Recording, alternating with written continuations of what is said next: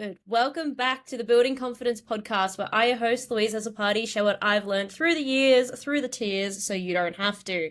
This time, we're not just hearing from me, we are hearing from Logan from the Go Company. This is episode 138, and we've got a little treat to start you off. Logan, what are we starting with?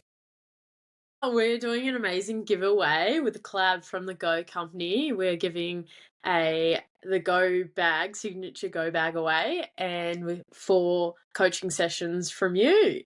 How cool. Yeah. Yes, and we've set up the app with the spinning wheel to select who is going to get it. So, Logan, do you want to give that a spin for us? Yep, let's go. All right. 3, 2, 1. Hey, it's the Welding Princess. Yes. So good. All right, so we will send, I think it's Mel is her name. Yes, we will send her a message. And yes, thank you for everyone who entered the giveaway, who shared the coaching that I do, who shared the Go Company as well. We're seeing all the love come through over the last few weeks, which has been amazing. So this episode is the start of some podcast interviews that I'll be doing, with the theme being hearing about someone's journey as well as some of their main life lessons, how they got them, and then sharing them with you guys, the podcast audience, so you guys can get the lessons out of them to help you guys grow as well. All right. Logan, do you want to tell us who you are, how you entered the trade, a bit of your background? Yeah. I always forget like a key element when I tell my story, but I'm Logan and I grew up in Tassie, then moved to WA and came back and decided I wanted to do a trade. So I went door knocking and just sort of introduced myself to everyone in Launceston and finally got some work experience with Lister Electrics, who I started with. I did 3 weeks work experience with them. And I sort of got to the 3-week mark and school was like, are you coming back or are you like got a job? And I like had to awkwardly as a 17-year-old girl go up to the boss and be like, are you hiring me? And he was like, yeah. Like I've proven myself, which was like, it was his nice way of being like, oh, we don't know how a girl's going to work out, because I think they previously had a female work experience which didn't do as well. So they were like sussing the waters. But yeah, anyway, he put me on and it was the start of my career essentially. And spent nearly 4 years with them before we got bought out to a bigger company. And now I'm with a big industrial company that does everything from like your Timberlinks, like woods, and then down to your sort of small commercials, which I was starting to run recently. And then we sort of finally finished all the domestic stuff that Listers bought over. So yeah, have had a big variety of work. And now I'm 3 days a week on the tools and 2 days off, and bought a beauty salon. So yeah, doing a little bit. Yeah. I want to pry there into 2 things. 1, the 3 days a week, and 2, the beauty salon. What do you want to start with? Oh, okay, go 3 days a week. Yeah, okay. How did that come about? Because having that conversation, like I have that conversation with women and businesses pretty regularly, like women or people who want to be like more of a caregiver or work-life balance. They want to get part-time work in the trades, but sometimes like either the company's like, that's impossible, we can't possibly have someone part-time in the trades, and like, but it's possible. Like I've done it. Being part-time in the trades is possible, but how did it come about for you? Yeah, I was really nervous. So I think there was a few things that brought me to it. I was quite burnt out from the trade as it was, and just I wanted to quit, to be fair. So this was sort of my in between for me. But I took a big bottle of whiskey to my boss and I was like, can I please go to 3 days a week? And I sort of picked days that would be desirable for me to be on the tools. I take Monday and Fridays off, so I get 3 consecutive days at work. But I understand why people take so long to go to their bosses, because it is scary and you don't want to be seen, especially as a female, as like unreliable. but it's sort Mhm. of not fair to be seen like that. Like, I just want to give myself different opportunities now. Like, I have done the hard yards in the trade, and I've given my fair share of profit for him as well. So I think there's that Mhm. give and take. Like, when I'm on the tools 3 days a week, I try my absolute hardest just to, as my way of saying thank you back as well. Mhm. Um, but yeah, going 3 days a week was so scary, especially the pay cut as well, from being an electrician to not. Yeah. Well, you still are, but you're just not full Yeah. time. Yeah, yeah. I'm a Yeah. rip-off. You are not. Because even with that as well, like that kind of idea that, part time is unreliable. But I feel like sometimes, depending on the life that you're living, if you are doing the hours that you can truly commit to, you almost become more reliable because you're like 100% there the days that you're there. You're not dragging your feet thinking that you want to be somewhere else. Like you are there the 3 days you are there. Yeah, I totally agree with that. I reckon 3 months probably leading up to this, I wasn't giving my all at work at all, and I felt quite guilty just even doing that, just showing up to work and giving bare minimum, where now when I show up to work, it's like 110% of my time. Hmm. Yeah. Yeah. That's awesome. And I think, yeah, that one thing that I say to people who are like a bit nervous about that now is like with the skill shortage as well, it's a pretty good time to have that conversation because if you're at a point in life where they can have you part time or no time, a lot of the time that skill shortage will be like, okay, we'll take you part time. And then having an employee part time proves that a tradesperson can be part time. And then it makes it easier for the next person and the next person. Yeah, 100%, definitely, and I think there was a bit of, like, from, like, different team members as well, like, "Oh, like, how's that gonna work out for you?" But a lot of people are already on, like, 9-day fortnights or, like, 4-day weeks anyway, so it's like I have an extra day off, and that's all I see it as. Yeah, that's it. And I think like one of the things that I've negotiated a few different things at different times in my career. One of it was just doing like 4 10-hour days. And I was still doing my 40 hours, but I had an extra day off. And that was like, I needed that whole day to get into whatever I was doing at the time.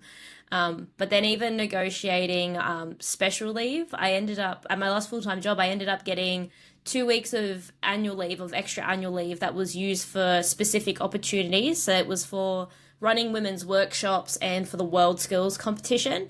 And it was like just 2 weeks annual leave. I could book it as long as I could prove I was going to one of these events. And like that's what I could do. There's like so many different ways we can ask for job flexibility. Yeah, 100%, Yeah, definitely. that's it. And now, how long have you been on 3 days a week for? Nearly 6 months. Yeah. And how's it going? Yeah, it's good. I'm loving it now. I reckon I'd really struggle go back to a full time at work, but I still do like nearly 12-hour days when I'm not on the tools. So it's just different sort of work. Yeah, that's it. And what are you doing in those 2 days? Oh, well, it's crazy. Yeah, so I bought a beauty salon and sort of just doing the back end things because I really like business and numbers and like growing a company is sort of my dream, I suppose.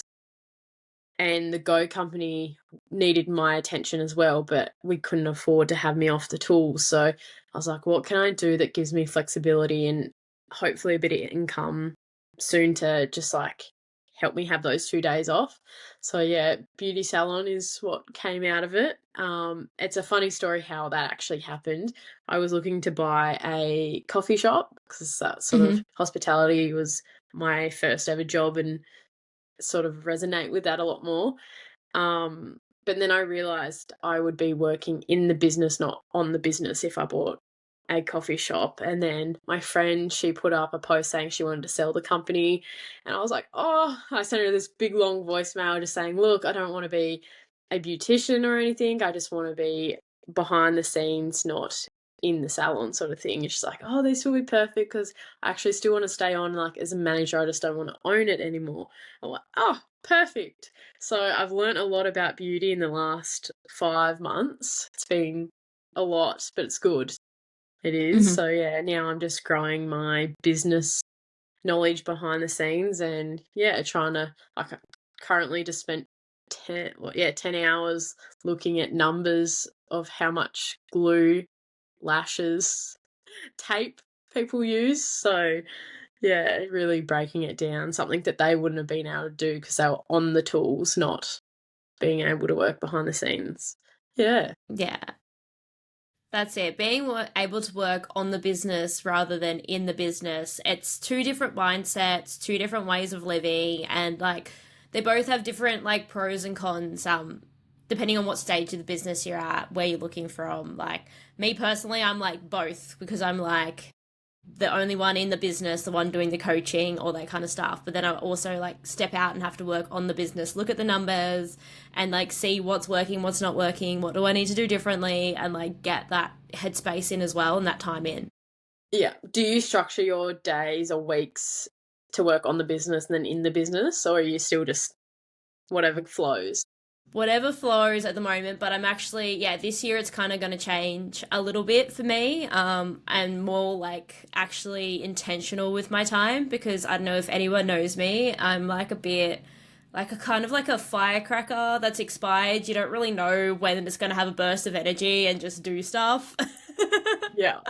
Yeah. Yeah, Fair. that's kind of my productivity is a bit all over the place and where I'm putting my attention. So just being a bit more intentional this year because yeah, it's been exhausting kind of being a little bit all over the place, but yeah, kind of structuring it now and hopefully like yeah, this year will be a bit more structured.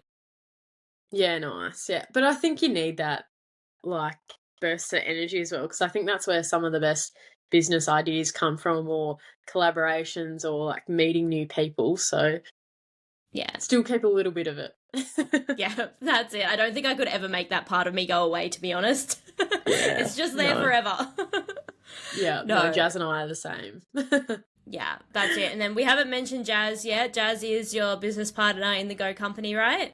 Yes, yeah. So we co-founded it together nearly 3 years ago now. So we noticed a massive lack of hygiene in the construction industry.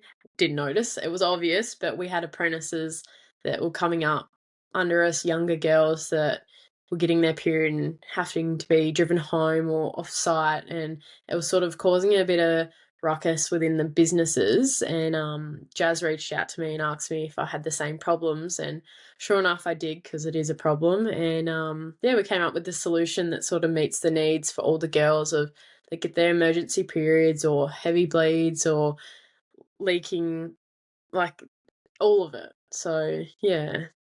Yeah, that's awesome. And like, well, it's not awesome that it was a problem, but it's awesome that there's a solution now. And I don't want to Yes. dive too much into the Go company like right now because we will have you and Jazz on together to talk more about that. Because today we really want to get to know you, your journey, and like some of the life lessons that you've learnt. Yeah. Yeah. No, well, I've got a lot of life lessons, I think. So where do you want to start? Yeah, pick one, go with it. Oh, I suppose being naive when I came into the trade at 17, just not realizing how the world works really. Like you're still a child, so like getting my white card and all that was just I felt out of my depth, but like you sort of go through the motions and you get there. But I think also having adult conversations, like I don't know about you when you're a teenager, but they're two different conversations when you're at work and when you're like with your friends. So learning all the just take your breath, take time. You don't have to answer things straight away. You don't have to know everything. Like I tried to be a bit of a know-it-all, and if I didn't understand, I'd pretend I understood because I thought it'd be like weird if I didn't understand. And now looking back, I should have just said, no, this is like my first 6 months into the trade. I don't know everything. Um, so that is one of my life lessons that I'm trying to give to our new apprentices coming through. And it's like, it's okay not to know everything. I don't expect you to know everything. And if you forget things, like I remember when I was an apprentice, you'd have to go get something from the van and you'd forget. I'm like, don't worry about it. Just come back and ask what you were supposed to get, because it's more frustrating getting 10 minutes down the line and being like, where's the tool I asked for? I'm like, oh, sorry, I forgot it. Yeah, so Yeah. I think that's my first one for any, like, young females getting into trade is, like, you don't have to know it all, and I think we, as women as well, feel that pressure that we have to know things. You don't. Hmm.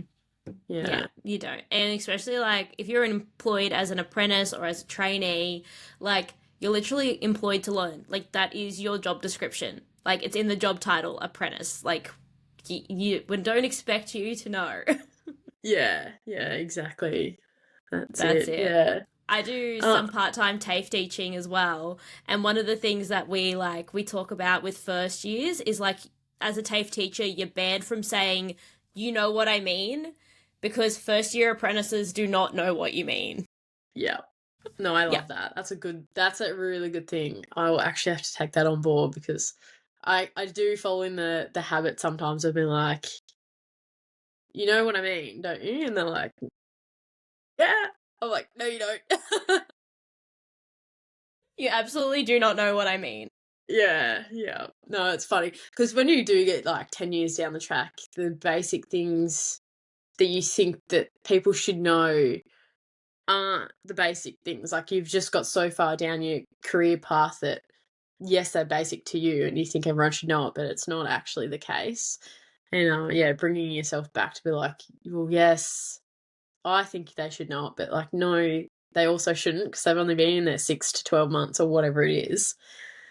So, yeah, I think I've still got that to learn actually. Yeah, that's I think even just like making it normal, like I think if I didn't become like a TAFE teacher and I was like working for a private training center for before. So I've been in the training space for about 7 years now. But definitely at the beginning like you don't realize. You just like, yeah, you know what I mean, like and then you don't even think about it and then the apprentice is just like there just like blinking and like lost because they don't know what you mean. They absolutely Yeah, don't. yeah, yeah, definitely. No, Mm, that's it. All right. What is your second life lesson you want to share with us? I don't know if I should I think I'll keep this one for the Go Company chat because it's a bit more Go Company vibe. So, how deep do you wanna get? We can go as deep as you want. We go super deep on this podcast. It's fine. Alright, well, I don't know if this is gonna be a bit of a trigger warning as well. Anyone that's experienced any sort of sexual harassment or assault, obviously, there's a lot of helplines out there, so just Google them. I'm sure we'll even put some in the show notes if we can do that. Yeah, we will. So I had a run-in with a guy, and it wasn't bad. It was just a hand in my lap, but I let that moment sort of stew over me for like a year and a half. And anyway, he ended up doing it again to another girl that came to the company, and she left. And I spoke up a year and a half later, and that didn't go down very well because it was classed as historical and everything like that. So I think my message here is to, if you don't feel comfortable with anything that's going on, speak to anyone, like speak to us, just message us, talk to us. And I just want girls to know that they're not alone. And if they ever feel uncomfortable in any situation, it's probably always true because I played it down in my head. I was like, oh, it must have been an accident. Oh, like he didn't mean it. He's not that sort of person. And I avoided him like the plague for ages. Like, it definitely took a mental toll, and then saying it a year and a half later brought up different emotions for me and really sent me in a downward spiral for probably 6 months, and I suppose in my situation, what I had to say didn't hold weight because it was so long after, which sucked, and I wish I could have spoken sooner because that wouldn't have happened maybe to her, but it could have, like, all these things go through your mind, so I just want everyone to know that I can be a friend and talk to them and relate to them because I've been through something similar. But my lesson out of that was sort of be confident in what you feel. Mhm. Yeah. Yeah, that's it. Because you're like, I like to say that you're an expert in your own experience. And I think sometimes we might talk ourselves out of it if somebody else is comfortable with it. Or I know some things that like a lot of the boys say that I hear often is like, "Oh, I was just joking. I was just joking." And I think sometimes like stop trusting your judgment, or you're like, "Oh, I'm making a big deal out of it," or that kind of thing. But if you're uncomfortable, you're uncomfortable. End of story. There's no if, buts, or maybes. If you are Yeah. uncomfortable, you're uncomfortable. And like, I think there's different ways you can go about it next. But I always say if someone's going through harassment or whatever it is, like their own safety and their own like physical and mental well-being should be first priority. And if they are in a good headspace, then speak up further, get different like types of support as well. Like I think, yeah, Logan at the time was doing the best she could with what she had. Yeah, definitely. Definitely. And I think that's, yeah, we sort of have to leave it because otherwise you go down the path of I should have, I could have, it could have been different, all that sort of thing. But yeah, that's not the bad thing of the industry. Like you sort of let those things go because we have so many other good experiences. Like I've rewired my own house, I have learnt how to build, I've just renovated my whole house. So couldn't have done that without the trade. And I'm so glad that I've learnt all those skills to then be able to teach like apprentices and be like, oh, they're changing car parts, but they don't know how to do that. Oh, I've got some knowledge and can help them. Like it's such a good community once you get involved with it all. Yeah, that's it, definitely. And like, I think maybe it might be the last bit we say about it. But if you want to say more, like, go for it. But I think like one of the things about harassment is that it's not industry specific. I think like these types of things they happen in office environments and that kind of stuff as well. So it's like it's not just the industry. It, I think like it. I don't like to generalize, but typically the like it's just seedy men, and seedy men are not limited to one profession, unfortunately. Yeah, no, you're 100% right there. Yeah, Definitely. that's it. But yeah, so much good can come out of the trades. Like you said, like all those life skills that you've got, the community, it's I don't think I can really compare when I talk to like my friends and stuff like that are in different industries, like outside of the trades and outside of the blue collar world. I don't hear them talk about it with the same like excitement or connection that I've experienced in the trades. Yeah, 100%. I feel like I've got new brothers, like being in the trade. I'm so close to so many more guys and their partners as well. Like you don't realize how much of a family you really become. I think because of the mental toll you go through, the physical stresses you go through, like it's really quite a good bonding experience. Like you pull the big mains through and you're spending like 12 hours on the site and you're just exhausted and you go have a beer with them after and you're like, oh, we did that. Yeah, that's Yeah, it. yeah, Those, we yeah. did we did a massive job down in Hobart, the Tasman Bridge for anyone that lives in Tassie or travels here. And oh, that went on for 6 months or a year or whatever it was. And we went through like hail, rain, storms, crazy winds, like frost. And like that group that was down there on that job, we're all like this forever now. Like Hmm. it's just good. It's a true bonding experience, and you've got like literally a landmark to remember it by. Yeah, yeah, yeah. Every time there's a post, I'm like tagging everyone and sending it everywhere. I'm like, I did that. We did that. That's it. It's also I like in the transport industry, some of my friends are managers of transport companies, or they like their family owns it, or they own a transport company. So I like see their trucks around and I'm like, oh, my friend's truck. Oh, like kind Yeah, of that space too. And then even in the oh, I worked on that truck, I did this. Like it's something really special that we get being tradies. yeah. Did your partner ever get annoyed at you being like, oh, I worked there, I did that there, and I know mine No, does. he's not too bad. My partner is a security technician. So he does like all the security cameras. So every time we go into a building, he's like, this has like this security like cameras, and this setup's good and this setup's bad. So he has his own thing and I have my thing. Yeah, yeah. Nice. That's good that you can relate because I'm pretty sure I piss my partner off. There's a bit of give and take there. Yeah, yeah, Yeah, definitely. that's it. Do Another you life lesson, or are we gonna move on? If you want it, we'll do one more and then we'll wrap up. Do one more. Um, oh, there's like so many that comes to my head, but you can't think of like one. Mm-hmm. Um, Prompt me. What's something that you want to know about me? When you became a tradie, what was that like? Did you learn anything in that apprentice to tradie transition? Yes, that's a great question. And yes, I learned a lot. So I was so nervous to do my capstone. Don't know why. I just had a lot of anxiety and the build up to being like, you've got a capstone, you've got to pass that, otherwise it's like a fail. But it's not really, but in your head you're like working it up. Anyway, the week before I ended up pulling my teacher aside and I was like, I'm so nervous for this. Like I don't think I can do it or whatever. And he saw how stressed I was and he helped me break the test up. So I did half of it one day and then the other half the next day, where a lot of people just do it the whole day.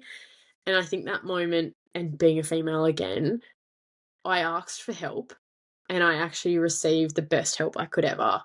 And before that, I would never ask for help. I'd just struggle through it and I'd do it. And I think he was the reason I now ask for help, because it was so supportive and it wasn't like, oh, like, you're too dumb, you can't do it on a day, or like, just get over it or anything. He was like so understanding. He was like, yep, nah, I've got you. I'm like, oh, I just wasn't expecting that, you know? Yeah. And I think, yeah, I think if you can really find someone that responds how you need it to be responded to at the time, makes a huge difference in your life. And I don't know how I could make that a life lesson. I suppose asking for help's the life lesson, and being okay if it's not what you wanted to hear, but when it is, really take it on board and ride with it, I suppose. Yeah. Yeah, that's it. Well, a few episodes before this, I did an episode on if you don't ask, the answer's always no. And I come Yeah. to that, like, it can be so nerve-wracking to ask, and you really have no idea how the person is going to react. But I kind of break it into like there's three main possibilities. One, they say no, absolutely not. Two, they're like, oh, whatever, okay. And then the third one is like they're enthusiastically helping. So out of the three, there's like 2/3 chance that you're going to get the help that you want anyway in some type of form. Yeah, yeah, definitely. And I think at that pivotal moment as well, like, it set me up to go into the trade being like, yes, I'm qualified, but I can ask for help. So, I'm so grateful for him. So, yeah. Yeah, no, that's awesome. And yeah, backtrack a little bit for those of you who don't know what the capstone is. It is an Australian electrical test that you do towards the end of your apprenticeship to kind of get your qualification at that point. And it has a theory and a practical part, and they're quite large because it does cover everything you learnt the last 3 to 4 years before. Yeah, yeah, Yeah, no, that's it. But yeah, that asking for help, it's so valuable. And like you said, as women, like sometimes we don't want to be seen as weak, or we don't want to kind of show any cracks in our knowledge or in our armor almost. But asking for help is so important for our sustainability of our energy. Like we need to ask for help so we can be in it for the long run. Like you ask for help, you learn it. The next person can ask you that same question, and now you can pass that answer on to them as well. yeah, yeah, exactly. Like, I definitely spent the 3 years prior to that just struggling through it all by myself because I didn't want to ask for help. So, I'm actually so grateful for that moment, because now I do ask for help and I'm not ashamed to either. And I actually have just won a sort of fault finding book too, which is awesome because that wasn't around when I was an apprentice. So I'm really grateful I've got that to hand to my apprentices when I'm fault finding, and they can like sort of keep up visually reading what I'm doing, because with electrical you can't always see everything, and the tradesman's normally quite busy trying to work out the fault themselves to explain everything. So that's a fun thing for people that know me. Yeah, that's it. Where did you get the fault finding book from? So C&W sell it. I've got it here on the floor. I'll show you. Because I don't. Do you do any electrical with your mechanical? Yeah, we No. do. Because like Yeah. everything has got electrical sensors on it, so we need to have at least enough knowledge to work out if it's electrical or mechanical. Yeah. Well, this would be cool, but I don't reckon it touches on mechanical, unfortunately. Yeah, But they that's it. need to But make it's a always, mechanical version. yeah, I'm pretty sure there is one. I know of some other platforms, like online platforms, that are really good. But I think even just knowing what resources are out there, for your trade to get that bit of extra knowledge, because I do find like obviously it's not limited to women, but a lot of women have that thirst for knowledge and they really, really want to understand their trades. Where sometimes, also generalizing, not all men, but a lot of the boys are happy with that surface level knowledge, where a lot of the girls I find like they want to know, I want to know, like what is happening. And being Yeah. able to get those extra resources is really valuable. Yeah. Yeah. Um, yeah, well, I'll send you a link and then you can put it there for any electrical girls that listen. Yeah, definitely. All right, so we'll link it in the description of the podcast.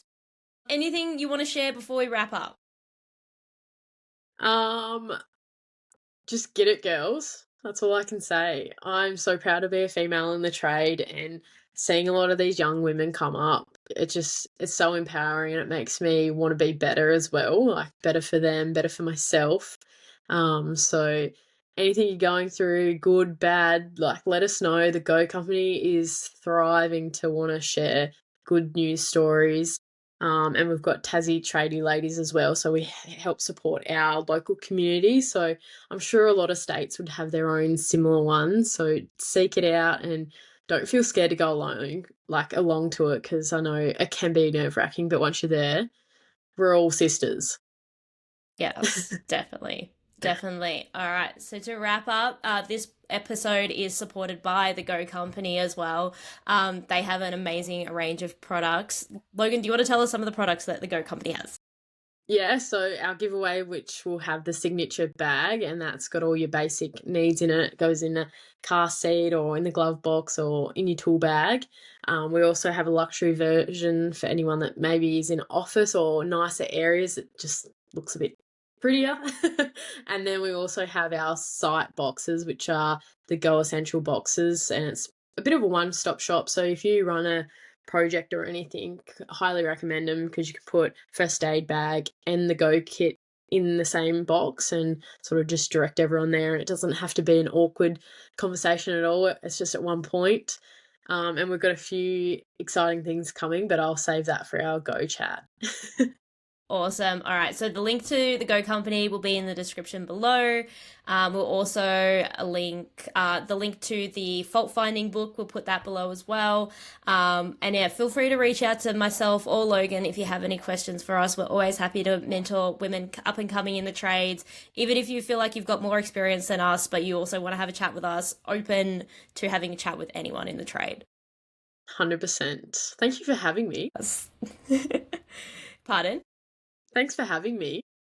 Yeah, all good. It's been a great chat. Like, yeah, ever since I think we met for the in person last year for the first time, and we've Yeah. been connected online for a while, and it's been a great time the whole time that I've known you. Yeah.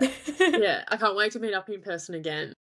Yes, it'll be so good. All right. So to wrap up the podcast episode, we'll sign out. So if you don't believe in yourself right now, please borrow my belief in you. I know you can do anything you put your mind to. You might need to have a nap or a snack first, but I know you can do it. And we will see you next episode.